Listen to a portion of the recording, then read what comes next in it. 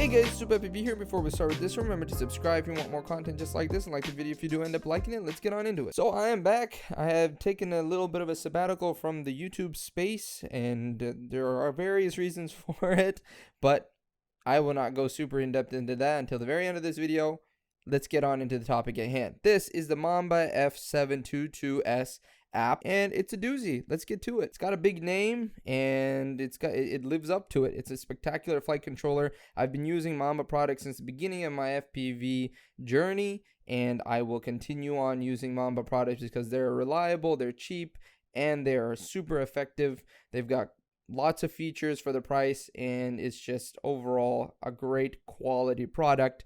And today, again, we're looking at this. This is the Mamba F722 app. So starting off with the price, this thing is priced at $53.99 on pretty much any website. I have a link below for a direct link to the product on Banggood. I am now an affiliate for Banggood, so whatever you buy after clicking that link, I will get a small chunk of it.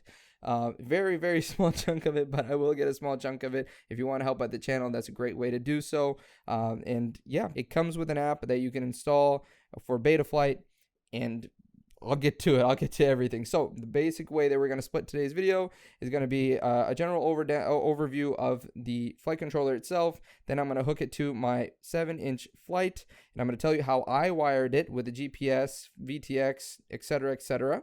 And then I will show you how the app works by actually pulling out my phone or iPad or whatever and showing you the app directly and how to set everything up. So let's get to it. So before I start getting super in-depth as to what's going on with this flight controller and all the nitty-gritty information that you might want to know, the general consensus is this is a spectacular flight controller. It's got built-in Bluetooth, it's got the USB Type-C, which is less prone to breaking, and it's got a lot of UARTs. Plus, it's got a data flash chip for black box logging if you're into that as well. Also, it's got a bunch of LED pads on here if you don't want to actually have those big clunky extra PCB hanging around in your drone, which is added weight, just so you can have a few LEDs. This is all built on board, and look at it. It's just beautiful. It's such a beautiful flight controller. What is there not to like about it?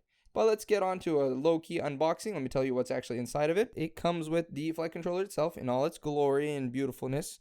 It has the wiring diagram and little spec sheet that it comes with as well. It's pretty small, compact, and has a lot of useful information in there. It's got this little piece of metal that I'm pretty sure is used to block any electronic interference from your VTX or ESC that can go on into your flight control and ruin your gyro.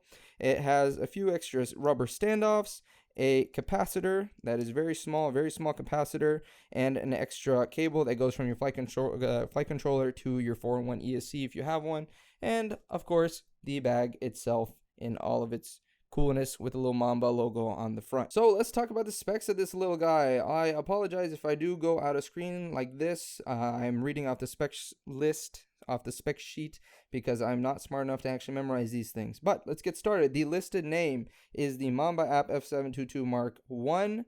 I don't know if exactly it's the Mark 1 because when I ordered an F722S before, it looked like this, which is a little different from the new one, which is this. I'm not complaining, but that's something to consider.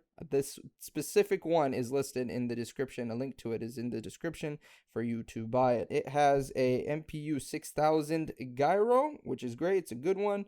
It has no barometer on board, but it does have an onboard OSD with also 16 megabytes of flash memory for your black box. I believe it's 16 megabytes of flash memory if I'm reading that correctly. It has 6 UARTs. UART 1 is the receiver, so whatever receiver you have. UART 2 is a vacancy. UART 3 is for your VTX, so smart audio or IRC tramp. UART 4 is Wi-Fi. UART 5 is also vacant, and UART 6 can be vacant if you are not using 32-bit ESCs, or if you are using 32-bit ESCs but really don't need the telemetry. That can be vacant as well. It has capabilities all the way up to D-Shot 1200, which is great. So D-Shot 300, 600, 1200. It has ESC telemetry, like I said before. It's got power LEDs. It's got an F port, RSSI, and it's got a buzzer on board as well, like a buzzer function. The input from 3 to 6S. So that's pretty much standard nowadays. Pretty much every flight controller can go up to 6S unless specified otherwise. Be careful with that. Don't be putting a 6S battery into a 4S capable flight controller. You will fry it. Don't come crying to me. That's about it. It's a 30 by 30 mounting pattern, which is standard for most 5-inch quads, 7-inch quads, 8-inch quads. That's about it. It's a great flight controller. I'm going to zoom in on the camera and show you around. I almost dropped it right there, but I will show you around the flight controller now. So I have the flight controller right here zoomed in, and we're going to be talking about what each of these individual pads do and how I'm going to be wiring up my 7-inch quad. So if you want to skip ahead and don't care for what's going on with this flight controller, please do. I don't mind. There might be other pertinent information later on in this video, like the Bluetooth and the app, if you're interested in that. So skip ahead if you must, but I'm going to be talking about how I'm going to be wiring this up while I talk about what each of these pads actually do. Hopefully the video is in focus. From what I can see, it should be in focus, but forgive me if it's not. Let's get started. So I'm going to start at the top left and then go clockwise. This right here is the 9-volt pad. This is the ground pad. This is the camera pad. So we have 9-volt ground camera. And what most likely I'm going to do is wire up my camera that way by putting in the 9-volt or 5-volt or whatever the voltage wire is from the camera right here, then going on and putting my ground wire there, and then my camera wire right there, right here. Hopefully the perspective from my camera to me actually pointing at things is going to be effective. But yeah, if you don't want to wire it up with a 9-volt pad, you can go ahead. There's a 5-volt pad right here, but we'll get to that at the very end. Or you can wire it up to pretty much any other 5-volt pad that's on here. Next to this camera pad is another 9-volt pad and a ground pad. These other minor pads right here are as follows: the VCC 5-volt, and then you have another 5-volt, a VTX pad if you want to plug in your VTX there, and a TX3 or RX3 right here. Sorry, RX3 and TX3 right here, which is pretty sweet.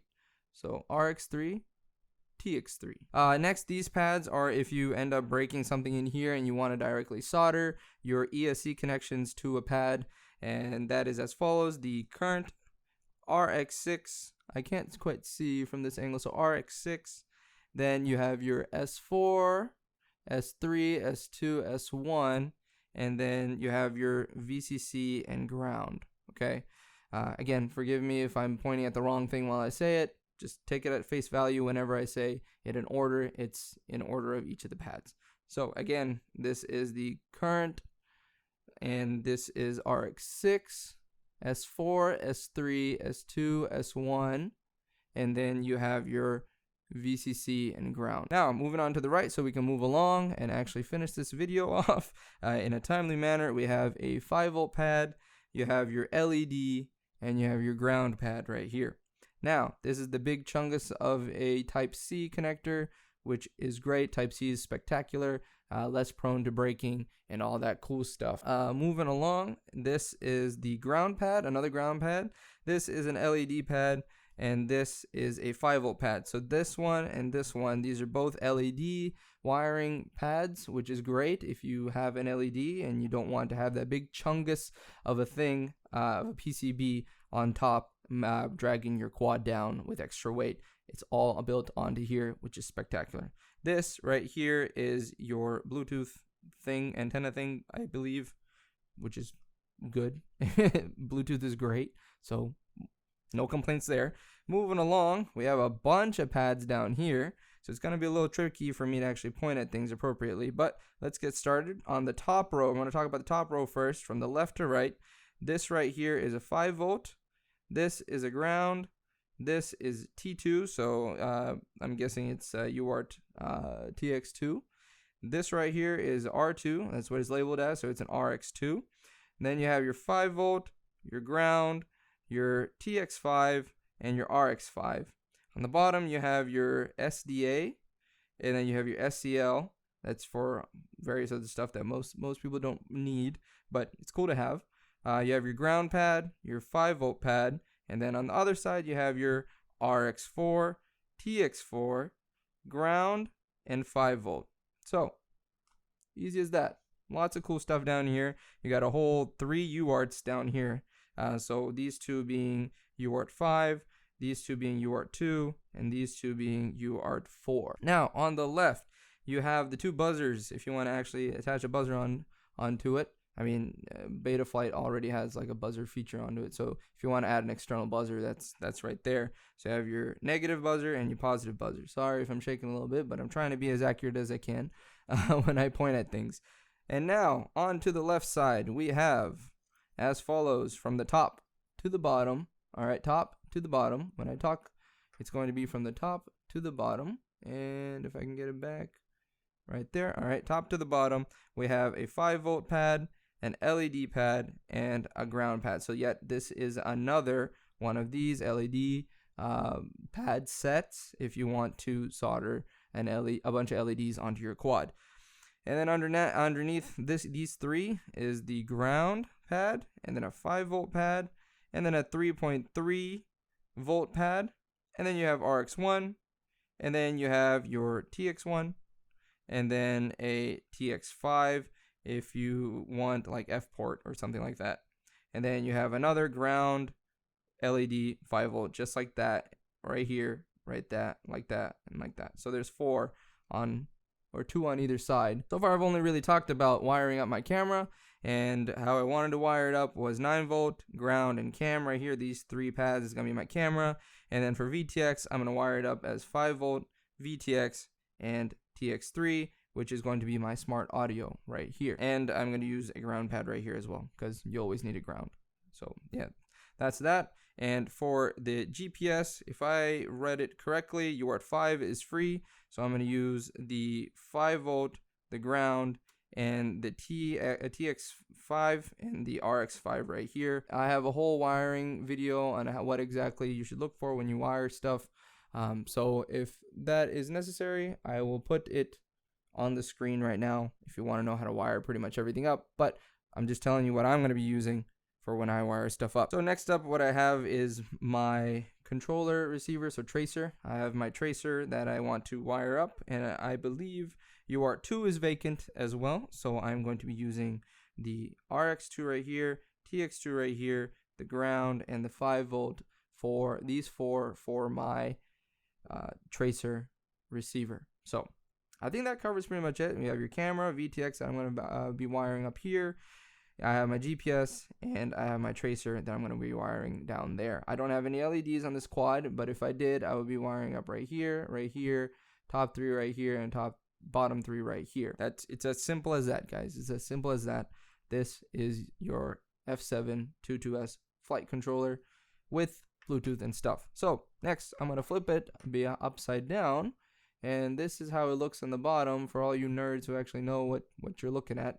I was a biology major in college, so I don't know what I'm looking at. So if you know what you're looking at on the bottom here and there's important stuff, hopefully the video is clear enough for you to actually look and see what it is that you want to see. But yeah, that's the bottom of it, and I guess I'll wire everything up, connect it to Bluetooth, and then show you how everything works on like that. Actually, before I wire everything up, I did want to look at the differences between the new one and my old F722S with Bluetooth as well. I don't quite know why they made the changes, but I mean, it looks much more cleaner on here with all the LED pads over here on the side. They actually scrunched it up onto the inside of there. As far as I know, I don't see any sort of loss of function, only gain of function. So this is a side-by-side of the new one and the old F722S, and flipping it over, they are very different. There's a lot more stuff going on in the new one compared to the old one. And this one has USB type the normal mini USB, and this one has the type C. So I guess that's another new thing. Also, this one's really old and I've kind of beaten it up. But yeah, I just wanted to show that off real quick in case anyone was interested. I don't know if they're exactly the same thing, because this does say Mark 1 and this looks very different, even though they both say the same thing in the title where it says F722S Bluetooth or app. But that's just something. If you want this one, I have this one linked in the description below. directly taking you to Banggood's website where you can buy it. One thing before I actually start installing things, I briefly mentioned this in the beginning when I did the unboxing part, or the little things that come with the thing, the packaging overview. This is a little piece of metal wire mesh thing that you can put in between your flight controller and your ESC to block out any unwanted electromagnetic interference. So I'm going to be doing that as well, just because I can. So yeah, I mean, if you want, you can go ahead and put one in as well. I will, and I'm going to install everything now. So now we're on the computer. I'm going to show you how to actually get Wi-Fi enabled on your quad through Betaflight. This is the first step in actually getting Wi-Fi enabled. I've been saying Bluetooth for the longest time, and I really apologize. I will correct everything in post. I most likely have already corrected everything in post, and you've been hearing the words Bluetooth instead of Wi-Fi, but it is actually Wi-Fi in here, not Bluetooth. My old thing had Bluetooth, so that's been in my mind the whole time that I was making this video. I apologize for that, but let's get started on actually how to enable the port that has Wi-Fi in it. That way you can actually connect it to your iPad, your iPhone, your Android phone, whatever it is, and you can use Betaflight through there. So you click connect. You can go through your whole menu settings if you want before. You don't have to. You can just jump straight into the ports tab, go to UART4, and enable configuration MSP on UART4. So this should be toggled on with this at 115200. That's all you have to do. Click save and reboot, and you're pretty much done. On to the next step. So now that you're done with all that, all you have to do is go onto your device and just set everything up.